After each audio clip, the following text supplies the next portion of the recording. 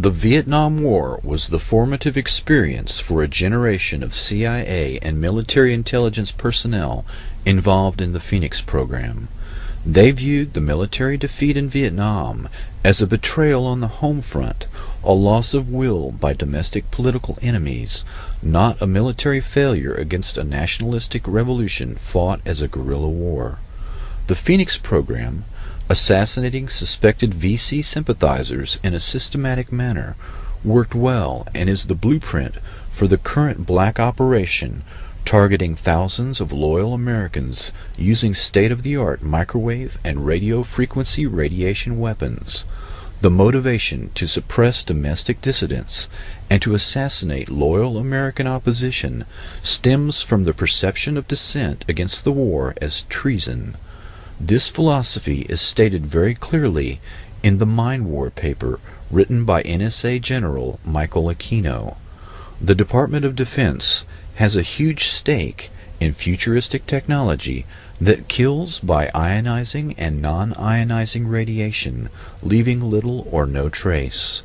The indiscriminate killing of the Phoenix program continues on American soil. The terms soft kill, slow kill, and silent kill refer to the new way of killing the enemy in conflicts short of war and the small wars of the future. The counterinsurgency doctrine has now been applied to the home front so that the perceived betrayal of the military in Vietnam will not be repeated. The generation of CIA and military intelligence led by Shackley, Helms, Casey, Singlab, Secord, John B. Alexander, Michael Aquino, Paul Vallely, and others have built the perfect beast, using selective assassination that leaves no trace. The ability to cull the human herd with silent kill technology allows a few personalities to remake the entire society in their own image. Extremely low frequency technology slowly drives the target crazy with silent sound, similar to the CIA MKUltra psychiatrist Ewan Cameron's psychic driving technique used to break down the target's personality. The new buzzwords at the Pentagon are synthetic telepathy and psychotronics. Another means of attack on targets is the Smirnov patent that uses subliminal suggestion to manipulate human behavior. This patent was purchased by the remote viewing company Scitech Corporation.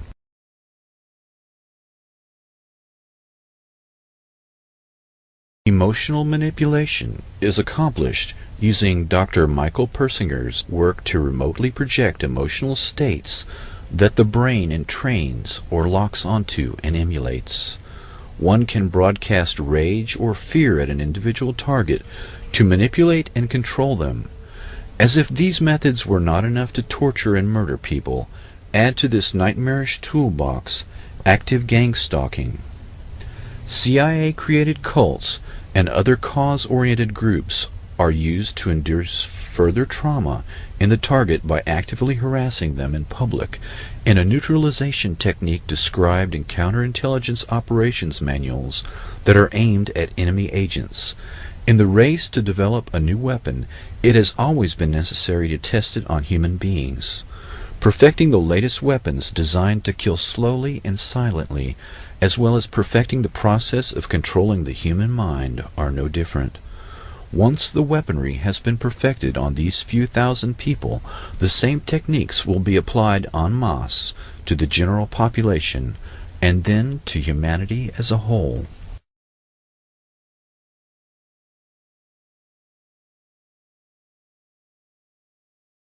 MKUltra was the secret CIA crash program to develop techniques to control the human mind, with the conviction that the keys to brainwashing lay in technology.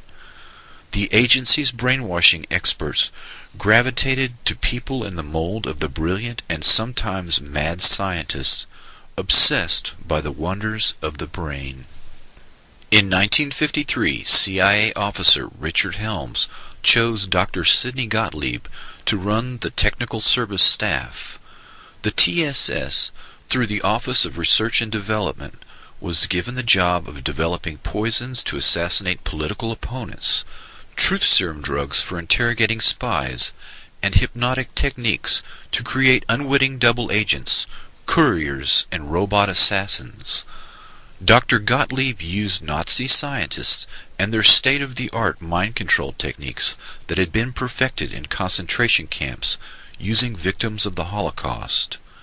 General Dwight D. Eisenhower gave his personal approval to exploit the work and research of the Nazis in the death camps. The German doctors were brought to the U.S.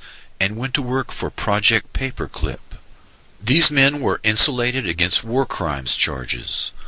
The Nuremberg prosecutors were shocked that the U.S. authorities were using German doctors despite their criminal past. Under the leadership of Dr. Strughold, 34 scientists accepted contracts from Project Paperclip and were moved to Randolph Air Force Base in San Antonio, Texas.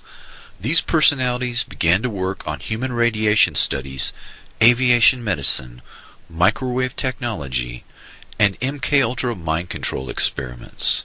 The authorization to hire these Nazi scientists came directly from the Joint Chiefs of Staff. The top military brass stated that they wished to exploit these rare minds.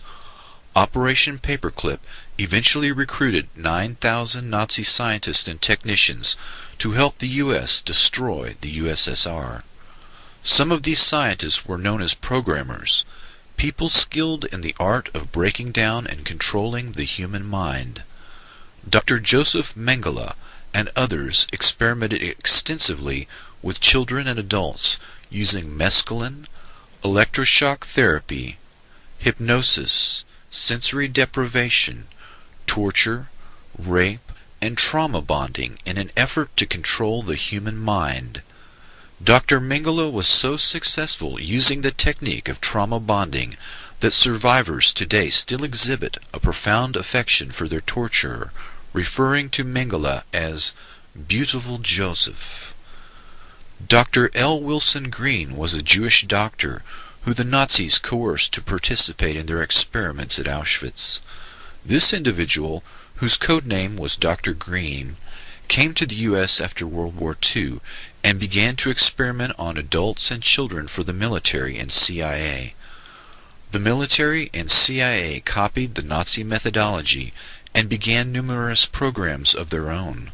The first CIA program was known as MKUltra.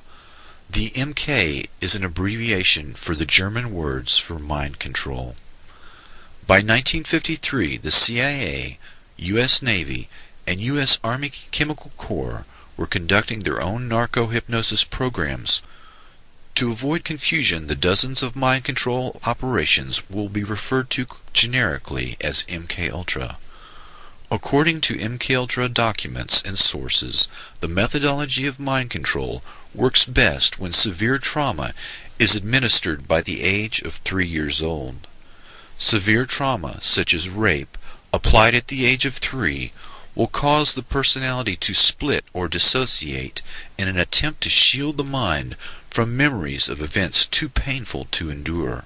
The psychiatric terms are multiple personality disorder or dissociative identity disorder, and can be produced accidentally or purposefully. The Three Faces of Eve is the true story of multiple personality disorder created by childhood abuse. Psychic trauma and creation of multiple personalities was eventually codified by programmers into a standard methodology and is typically accomplished by forcing children to observe and participate in the ritual sacrifice of animals and humans, and inducing further psychic trauma by the means of rape and other horrors. The trauma causes the dissociation. This functions much like the partitioning of a hard drive in a computer. The dissociative state is used as an opening to hypnotically induce an alternate shell personality. The programmer will use hypnosis and triggers to call forth the created personality, known as an alter personality.